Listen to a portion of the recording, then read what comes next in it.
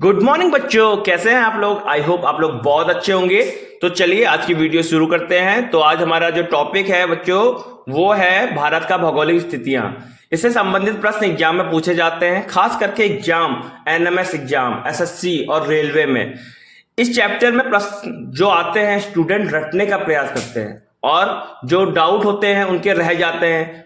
और exam hall में जब वो इन्हीं प्रश्नों को करते हैं तो उनका कंफ्यूजन क्रिएट होता है।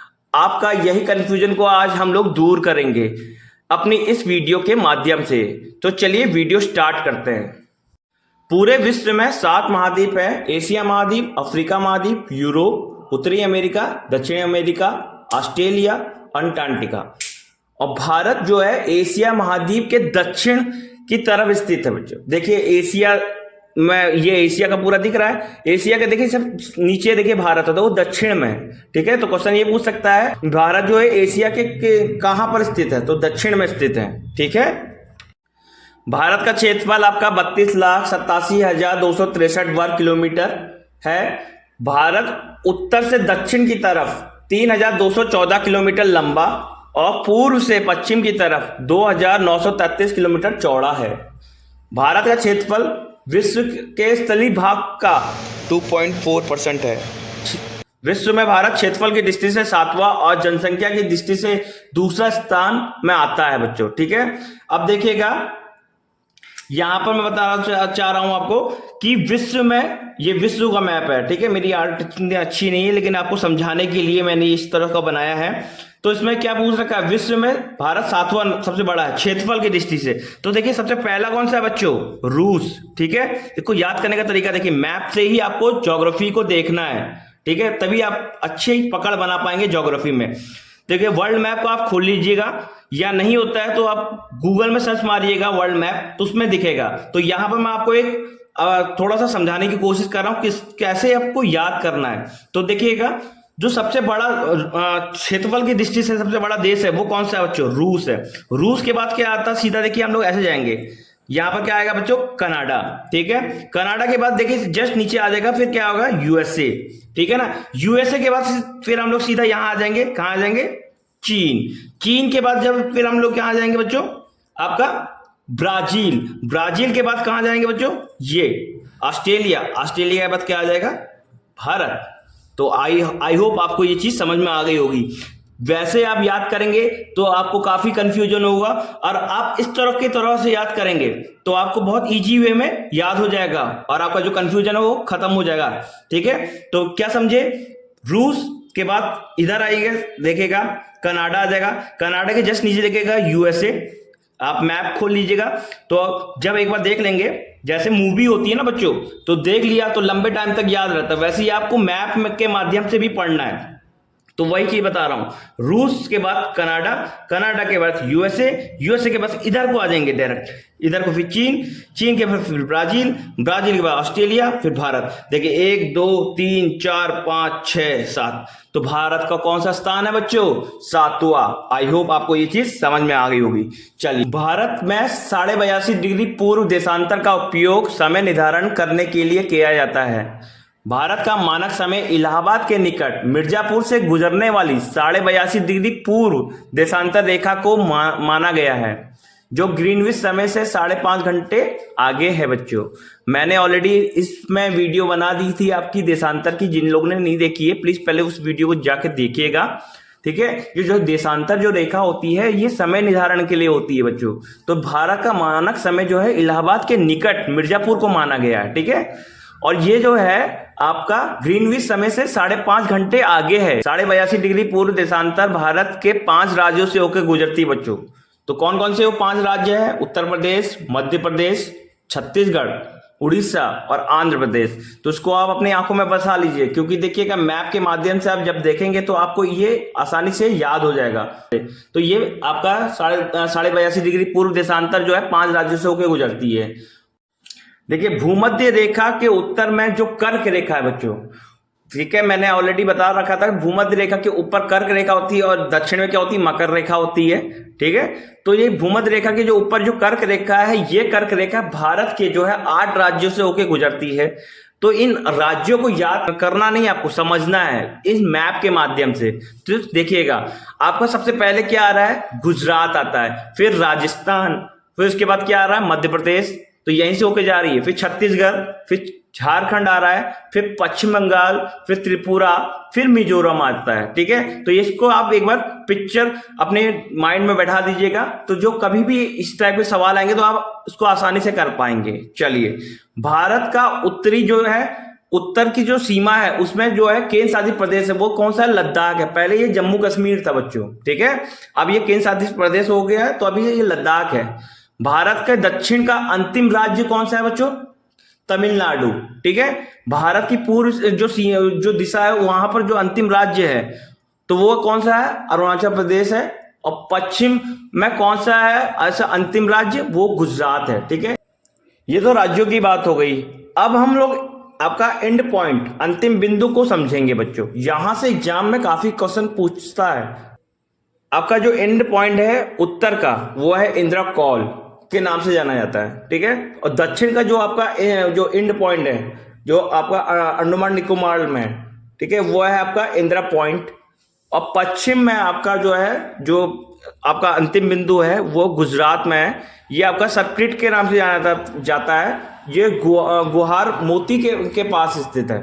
ठीक है, एग्जामिनर गुहार मोती दे देगा, सर्किट ना देकर।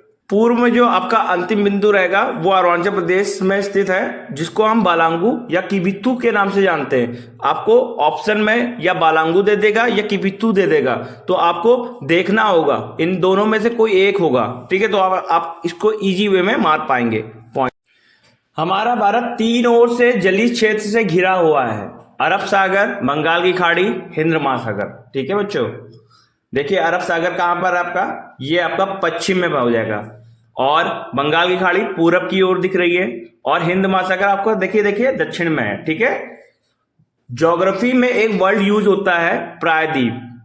प्रायद्वीप वो क्षेत्र होता है जो तीन ओर से जल से घिरा होता है और एक ओर से स्थल से घिरा होता है। बहुत से एग्जाम में जो है दक्षिण भारत को प्रायद्वीप भारत के नाम से भी संबोधित किया जाता है।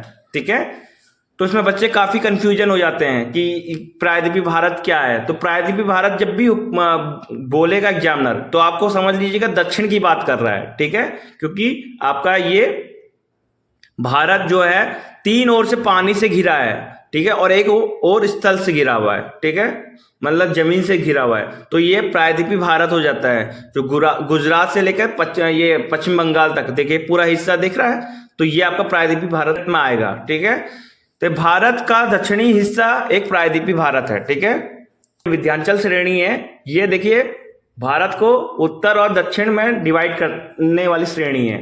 तो भारत, ये विंध्याचल श्रेणी के जो नीचे वाला जो हिस्सा होगा वो दक्षिणतम भारत, और ऊपर वाला जो हिस्सा होगा वो उत्तर भारत कहलाता है। ठीक है, तो हम बात करते हैं द्वीप की। और स्थान जो चारों ओर से जल से घिरा हो, ठीक है, तो उसे हम द्वीप कहेंगे। भारत में ऐसे द्वीप काफी मौजूद हैं। जैसे हम बात करते हैं बंगाल की खाड़ी में स्थित छोटे छोटे जो द्वीप हैं, ठीक है, उसे हम कहते हैं अंडमान निकोबार द्वीप समूह। ठीक है, ये द्वीपों का समूह है। अंग्रेज जब शासन कर रहे थे भारत में, तब ये काले पानी के नाम से प्रसिद्ध था। ठीक है, कौन, अंडमान निकोबार द्वीप। ठीक है, वर्तमान में भारत का सबसे बड़ा द्वीप समूह ये अंडमान निकोबार ही है। यहाँ पर आपका 204 द्वीप समूह की संख्या है। अब हम बात करते हैं अरब सागर की, जो कि पश्चिम में है। ठीक है, यहां पर अरब सागर में द्वीपों की संख्या कितनी है, 43। कुछ एग्जाम में ये पूछा गया है कि लक्षद्वीप जो है में द्वीपों की संख्या कितनी होती है। तो लक्षद्वीप में द्वीपों की संख्या कितनी होती है बच्चों, 36 होती है। कितनी होती है, 36 है। और आपका मैंने बताया था अरब सागर में 43 है। कितनी है, 43। अब तो पूरे भारत में आप द्वीपों की संख्या कितनी हो जाएगी, तो ये 43 और 204 को हम लोग ने जोड़ दिया, तो यहाँ पर कितनी आ जाएगी, 247। ये कुल द्वीपों की संख्या है पूरे भारत में। ठीक है, और लक्षद्वीप, जैसे कि आपका अंडमान निकोबार द्वीप समूह जो है एक द्वीपों का समूह है, वैसे लक्षद्वीप भी एक द्वीपों का समूह ही है। ठीक है, तो आपका अरब सागर में 43 जो है द्वीपों की संख्या है, जिसमें से लक्षद्वीप की कितनी संख्या है आपका 36, ठीक है। और जितनी बाकी है तो अलग और छोटे छोटे द्वीप हैं। लेकिन क्वेश्चन ये पूछेगा एग्जामिनर, लक्षद्वीप में द्वीपों की संख्या कितनी है, तो आपको ये मानना है 36 है, ठीक है। चलिए, मुख्य भूमि की जलीय सीमा की लंबाई जो है 6100 किलोमीटर है। यदि इसमें अंडमान निकोबार द्वीप समूह को मिला दिया जाए और लक्षद्वीप को भी मिला दिया जाए, तब इसकी संख्या कितनी हो जाएगी, कितना लंबा हो जाएगा, ये 7516 किलोमीटर हो जाएगा, ठीक है। तो क्वेश्चन ये पूछेगा कभी कभी एग्जामिनर कि मुख्य भूमि की जलीय सीमा कितनी है, तो आपको मारना है ऑप्शन में 6100। और संपूर्ण भारत की जलीय सीमा कितनी है, तो आपको मारना है 7516 किलोमीटर, ठीक है। आप इसमें कंफ्यूजन बिल्कुल भी नहीं कीजिएगा। 1896 में जब अंग्रेज भारत में थे, तब भारत व अफगानिस्तान के बीच में एक सीमा रेखा का निर्माण किया गया। इसका निर्माण सर डूरंट ने किया था, इसलिए इसे डूरंट रेखा कहते हैं। यह रेखा आज पाकिस्तान और अफगानिस्तान के बीच में है, ठीक है। डूरंट रेखा का निर्माण किन दो देशों के बीच हुआ था, इंपॉर्टेंट क्वेश्चन, तो वो है आपका भारत और अफगानिस्तान, ठीक है। क्योंकि हुआ था मतलब पहले हुआ था, ठीक है। वर्तमान में ये जो है अफगानिस्तान और पाकिस्तान के बीच में है। 1947 में सर रेडक्लिफ के नेतृत्व में भारत व पाकिस्तान सीमा का निर्माण किया गया था, ठीक है। रेडक्लिफ रेखा का निर्माण किन दो देशों के बीच हुआ है, क्वेश्चन पूछ सकता है एग्जामिनर, तो भारत और पाकिस्तान के बीच में। तो किसने किया था, सर रेडक्लिफ ने किया था, ठीक है। या ये पूछ सकता है इंडिया और पाकिस्तान के बीच की सीमा का क्या नाम है, तो रेडक्लिफ रेखा, ठीक है। और अरुणाचल प्रदेश व चीन के बीच में 1914 में सर मैकमोहन के नेतृत्व में एक सीमा रेखा का निर्माण हुआ था, ठीक है। इसलिए इसे मैकमोहन रेखा कहा जाता है। मैकमोहन रेखा किन दो देशों के बीच में है, तो चीन और भारत के बीच में, ठीक है। और कहां पर है, अरुणाचल प्रदेश में। ये पाक जल संधि किन दो देशों के बीच में है, तो आधे से ज्यादा बच्चे पाकिस्तान मार देंगे क्योंकि पाक का नाम सुना है, लेकिन ये पाक वो पाक नहीं है बच्चों, ठीक है। ये आपका भारत व श्रीलंका के बीच में है। यह मनराल की खाड़ी में स्थित है बच्चों, ठीक है। अब खाड़ी से संबंधित है तो एक ये है आपका खंबार की खाड़ी, कहाँ स्थित है, तो ये खंबार की खाड़ी कहाँ स्थित है, मैप में देखिएगा बच्चों, ये आपका गुजरात में, जो कौन से सागर में, अरब सागर में स्थित है, ठीक है। चलिए, अब भारत कहाँ स्थित है, तो देखिएगा भारत कहाँ पर स्थित है, मैंने आपको बता रखा था भूमध्य रेखा के जस्ट ऊपर। तो ऊपर है आपका, तो यहां पर क्या होगा, उत्तर पूर्व में स्थित है, ठीक है।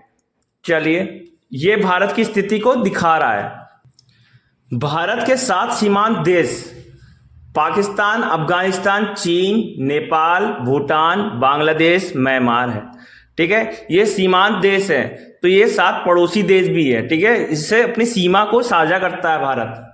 तो ये 7 देश हैं, ठीक है। अब इसमें एक सवाल ये भी बनता है कि इन 7 देशों से कितने राज्य जुड़े हैं हमारे भारत के, तो 16 राज्य इन पड़ोसी देशों से जुड़े हैं, ठीक है। इससे पहले 17 थे, जो कि अब जम्मू कश्मीर नहीं है, अब ये केंद्र शासित प्रदेश में आ गया है, ठीक है, जम्मू कश्मीर और लद्दाख, तो इसलिए ये नहीं है, अब 16 है, ठीक है। तो 16 राज्य इन पड़ोसी देशों से जुड़े हैं, इनकी सीमा से। पड़ोसी देशों की बात करें तो इसमें हम श्रीलंका और मालदीव भी जोड़ सकते हैं, ठीक है, क्योंकि पड़ोसी देशों की हम बात करेंगे तो इसमें हम मालदीव और श्रीलंका को जोड़ेंगे। लेकिन सीमांत की बात करेंगे तो इसमें आपको श्रीलंका और मालदीव नहीं जुड़ेगा, क्योंकि समुद्री सीमा आ जाती है, ठीक है ना। तो इन दोनों देशों की सीमा जो है भारत से टच नहीं होती, लेकिन ठीक है, भारत की जलीय सीमा जो है और समुद्री सीमा जो है साझा करने वाले कितने देश हैं बच्चों, 7 देश हैं, ठीक है। Pakistan, Sri Lanka, Myanmar, Indonesia, Maldives, Bangladesh, Thailand, ठीक है। इतने देशों से ये भारत की सीमा, जलीय सीमा साझा करते हैं, जो देश हैं भारत के, ठीक है। भारत की सबसे लंबी जो स्थलीय सीमा है वो बांग्लादेश से लगती है बच्चों, और सबसे कम जो है अफगानिस्तान से लगती है, ठीक है। अब हम इसको समझाने की कोशिश करेंगे कि किस तरह से आप इसको और इजी से इजी वे में याद कर पाएं, ठीक है। चलिए, ठीक है, मेरा 55 MBA। ठीक है, इन 7 जो देश हैं इनको क्षेत्रफल के हिसाब से कि कौन बड़ा है कौन छोटा है, तो उसको कैसे हम लोग देखेंगे। तो हमारा ये छोटी सी ट्रिक है, इसको आप आजमा लेंगे तो इस टाइप के क्वेश्चन बिल्कुल भी गलत नहीं होंगे। क्योंकि कभी कभी एग्जामिनर क्या होता है कि बांग्लादेश का नाम ना देखकर, ठीक है, चीन का दे देगा, अफगानिस्तान पाकिस्तान का दे देगा, और सबसे छोटा जब पूछा गया तो अफगानिस्तान में देखकर भूटान दे देगा ऑप्शन में। ठीक है, तो तब आप क्या करोगे? तो आपको कुछ नहीं करना है, ये देखिएगा मेरा बचपन MBA को याद कर लेना है। ठीक है, अब इसमें देखिएगा मेरा को काट दीजिए, इसको कुछ नहीं करना है। तो ये बचपन का क्या है, BA का क्या होगा आपका बांग्लादेश, CH का चाइना, PA का पाकिस्तान, ठीक है, N से नेपाल, M से म्यांमार, B से बांग्लादेश नहीं भूटान, B से भूटान, A से अफगानिस्तान। बस ये आप इस तरह की ट्रिकों से आप इस तरह से याद कर पाएंगे। ठीक है, आई होप आपको ये चीज समझ में आ गई होगी। ठीक है, तो इस टाइप के क्वेश्चन आपके बिल्कुल भी गलत नहीं होंगे। तो चलिए आगे चलते हैं। इसमें क्या पूछा गया है, भारत में 9 राज्यों की सीमा समुद्री तट से लगती है। ठीक है, अब देखिए समुद्री तट की हम बात करें, अभी तो हम लोग ने सीमांत था, तो सीमांत से कितनी सीमा साझा करता है हमारा भारत, 7। लेकिन समुद्री तट से कितनी की सीमा लगती है, ठीक है, तो वो भी है आपका 9 राज्यों की सीमा जो है समुद्र तट से लगती है। ठीक है, इसमें गुजरात तट की रेखा जो सबसे ज्यादा है, तो गुजरात जो राज्य है इसकी सीमा जो है समुद्री सीमा सबसे ज्यादा लगती है। ठीक है, पाकिस्तान की सीमा से भारत के कितने राज्य लगते हैं, तो आपके 3 राज्य लगते हैं, गुजरात, पंजाब और राजस्थान। पहले आपका जम्मू कश्मीर लगता था, लेकिन अब वो जम्मू कश्मीर राज्य ना होकर केंद्र शासित प्रदेश में है। ठीक है, तो इसलिए 3 राज्यों को हम याद करेंगे। बांग्लादेश की सीमा से भारत के 5 राज्य लगते हैं। कौन कौन से वो राज्य हैं, देखिए मेघालय, पश्चिम बंगाल, त्रिपुरा, असम, मिजोरम। भूटान की सीमा से कौन कौन से राज्य हैं, सिक्किम, पश्चिम बंगाल, अरुणाचल प्रदेश और असम। देखिए आप मैप के माध्यम से देखेंगे तो आपको इजी से याद हो जाएगा। ठीक है, आप समझेंगे कि कौन सी चीज कहां पर है, इसलिए मैं मैप को दिखा रहा हूं कि जिससे आप इसको आसानी से याद कर पाएं। ठीक है, और समझ पाएं, क्योंकि आपको रटना नहीं है, आपको समझना है। ज्योग्राफी मैप से पढ़ी जाती है बच्चों। ठीक है, और म्यांमार से कौन कौन से देश लगते हैं, ये देखिए अरुणाचल प्रदेश, नागालैंड, मणिपुर और मिजोरम। ठीक है, अरुणाचल प्रदेश की सबसे ज्यादा सीमा म्यांमार से लगती है। ठीक है, पॉइंट नोट कर लीजिएगा। 3 ऐसे राज्य हैं जिनकी सीमा, ठीक है, 3 देशों से लगती हैं। कौन कौन से 3 राज्य हैं वो है आपका सिक्किम, पश्चिम बंगाल और अरुणाचल प्रदेश। तो देखो सिक्किम से कौन कौन से देशों की सीमा लगती है आपकी, चीन, नेपाल और भूटान की। पश्चिम बंगाल से आपकी कौन सी सीमा लगती है, बांग्लादेश की लगती है, नेपाल की लगती है और भूटान की लगती है। और अरुणाचल प्रदेश की में किसकी सीमा लगती है, अरुणाचल प्रदेश राज्य की जो सीमा है वो म्यांमार, भूटान और चीन से लगती है। ठीक है, अब मैं आपको कुछ क्वेश्चन दूंगा, ठीक है, आप उसको करिएगा और देखिएगा कि कितना आपको आ गया, क्योंकि जब तक आप टेस्ट नहीं देंगे तब तक आपको समझ में नहीं आएगा कि मैंने कितना गेन किया है। ठीक है, इस वीडियो के माध्यम से। तो चलिए, ये मेरी छोटी सी टेस्ट सीरीज है, इसको आप कीजिए।